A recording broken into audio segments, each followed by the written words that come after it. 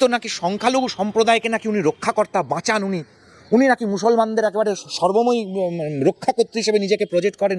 তো মিডিয়া বুরুজের এই সমস্ত বন্ধ হওয়া কলকারখানার জন্য ক পয়সা বাজেট অ্যালোকেট করেছে? শুধু মাদ্রাসা তৈরি করে একটা ধর্মীয় সুরসুরি দিয়ে মুসলমানের ভোটটা নিজের দিকে আকৃষ্ট করার চেষ্টা করছেন, এর বেশি আর কিছু না।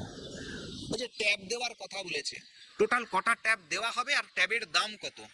আশা কর্মীদের 27,000 টাকার করে ফোন দেওয়া হবে। কেন, কি হবে আশা কর্মীদের 27,000 টাকা ফোন দিয়ে? কারণ যাতে তারা ওই টিকটক ফিকটক করতে পারে, একটা মস্তিতে থাকবে, ওই সোশ্যাল মিডিয়া, টিকটক, রিলস বানানো, এই দিকে মানুষকে ঠেলে দেওয়া হচ্ছে। কত টাকা কাটমানি যাবে তৃণমূলের পকেটে, আর অ্যাকচুয়ালি ফোন কত টাকার দেওয়া হবে, কোন কোম্পানির ফোন দেওয়া হবে? সরকারকে বলুন তো হোয়াইট পেপার পাবলিশ করতে।